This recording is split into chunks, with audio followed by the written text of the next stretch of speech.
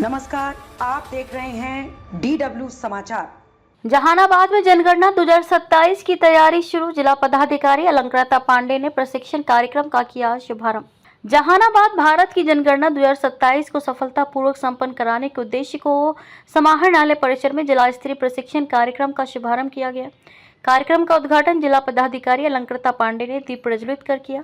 प्रशिक्षण कार्यक्रम में जिला पदाधिकारी का स्वागत उप विकास आयुक्त डॉक्टर प्रीति ने पौधा भेंट कर किया। इस अवसर पर जिला पदाधिकारी ने बताया कि वर्ष 2027 की जनगणना देश में पहली बार पूरी तरह डिजिटल मोड में कराई जाएगी। उन्होंने बताया कि बिहार में जनगणना का कार्य 2 चरणों में संपन्न होगा। पहला चरण 17 अप्रैल 2026 से 1 मई 2026 तक चलेगा, जिसमें मकान सूचीकरण और मकानों की गणना की जाएगी। वहीं दूसरा चरण 2 मई 2026 से 31 मई 2026 तक चलेगा, जिसमें जनसंख्या की विस्तृत गणना की जाएगी। प्रशिक्षण के दौरान राज्य स्तर से आए नोडल पदाधिकारी एवं प्रशिक्षकों द्वारा अधिकारियों कर्मियों को जनगणना से संबंधित तकनीकी प्रक्रियाओं को, डिजिटल प्रणाली, मोबाइल ऐप के उपयोग तथा डेटा संकलन की विधि के बारे में विस्तार से जानकारी दी जा रही है। जिला पदाधिकारी ने सभी अधिकारियों से प्रशिक्षण को गंभीरता से लेने और अपने अपने क्षेत्र में जनगणना कार्य को पूरी जिम्मेदारी के साथ संपन्न कराने का आह्वान किया। उन्होंने कहा कि जनगणना किसी भी देश के विकास की आधारशिला होती है।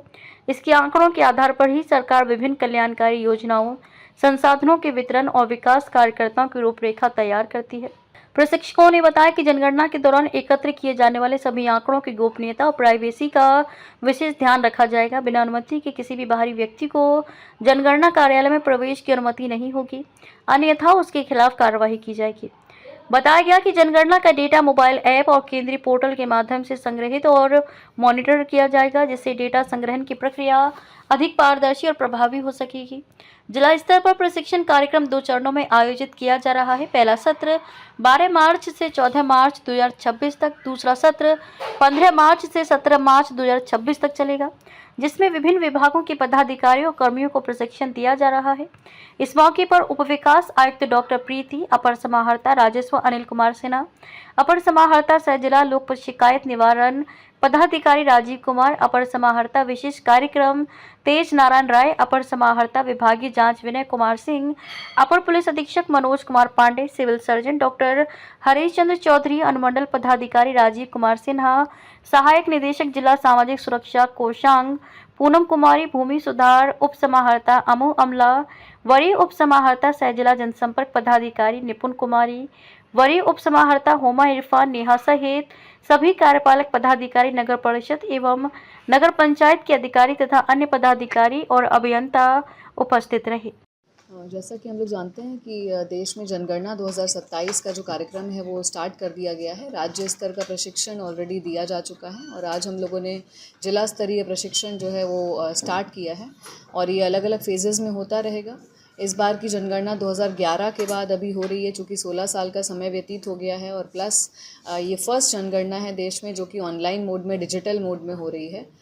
इसलिए प्रशिक्षण जो है वो इसमें काफ़ी इंपॉर्टेंट रोल प्ले करेगा। तो हमारे जितने भी चार्ज ऑफिसर्स हैं, न्यूमरेटर्स हैं, सुपरवाइजर्स हैं, उनको एक वृहद रूप से ट्रेन करते हुए हम लोग इस प्रक्रिया को आगे बढ़ाएंगे। करना है। पहला है हाउस लिस्टिंग ब्लॉक, मकान सूचीकरण ब्लॉक, प्रीमाइसेस परिसर, बिल्डिंग भवन, सेंसस हाउस, जनगणना मकान, हाउस होल्ड परिवार, हेड ऑफ हाउस होल्ड परिवार का मुखिया, पर्सन टू बी कवर, किन किन लोगों को हम लोग इसमें कवर करेंगे, गाइडलाइंस फॉर हाउस नंबरिंग, क्या मकानों को नंबर देने के लिए क्या दिशा निर्देश दिया गया है। एक एक करके हम लोग सारी चीजों को एक्सप्लेन करते हैं। ये प्रशासनिक इकाई के बारे में बताया गया है। फ्लो चार्ट में जो दिख रहा है ना, कंट्री, कंट्री के नीचे स्टेट, स्टेट के नीचे डिस्ट्रिक्ट, डिस्ट्रिक्ट के नीचे सब डिस्ट्रिक्ट और टाउन। बिहार के केस में है ब्लॉक और टाउन, ब्लॉक के बाद विलेज, टाउन में वार्ड और सबसे छोटी इकाई है सेंसस की HLB, जिसको मकान सूचीकरण ब्लॉक कहते हैं। आगे की स्लाइड में मैं एक्सप्लेन करती हूँ ये क्या होता है। मकान सूचीकरण ब्लॉक क्या है? ये प्रगणक को आवंटित किया गया वह क्षेत्र है जिसमें प्रगणक को उस आवंटित किए गए क्षेत्रों में सारे भवनों को नंबर देना है और जनगणना से संबंधित जो मकान सूचीकरण होना है उस एरिया का उस प्रगणक को किया जाना है। तो आप लोगों के मन में ये सवाल जरूर आ रहा होगा कि HLB क्यों करवाएंगे, विलेज वाइज या गांव वाइज हम जनगणना नहीं करवा लेंगे, HLB की क्यों नीड है? HLB का नीड इसलिए है 3 वजह से। पहला बात कि हम HLB अगर किसी न्यूमरेटर को कार्व कर रहे हैं, कोई गांव बड़ा है और एक न्यूमरेटर को दे दिए, कोई गांव छोटा है वो एक न्यूमरेटर को दे दिए, तो वर्कलोड को बैलेंस करने के लिए ये HLB की कार्विंग की जा रही है। और दूसरा ये कि कोई भी घर छूटे ना और कोई भी घर रिपीट ना हो, इसीलिए HLB का कार्विंग जरूरी है और ये सेंसस का बेसिक यूनिट कह सकते हैं इसको।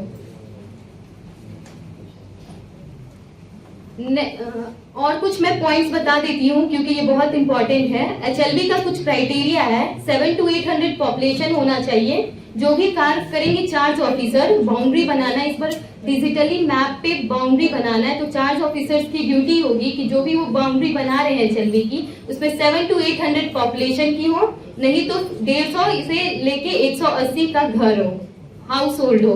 मैक्सिमम लिमिट कितना है सर? 700 to 800 हो सकता है, कम भी हो सकता है, 300 का भी HLB आप कार्य कर सकते हैं। मैक्सिमम 800 है। अब 850 है तो उसके लिए आप 800 का एक HLB काट दिया और 50 का HLB नहीं, मतलब एवरेज लेके कर देना है। 800 तक मैक्सिमम बना सकता है। हाँ, 7 to 800। अब 850 है तो उसमें भी। इस खबर पर आपकी क्या राय है, कमेंट बॉक्स में ज़रूर बताएं और हमारे चैनल को सब्सक्राइब ज़रूर करें।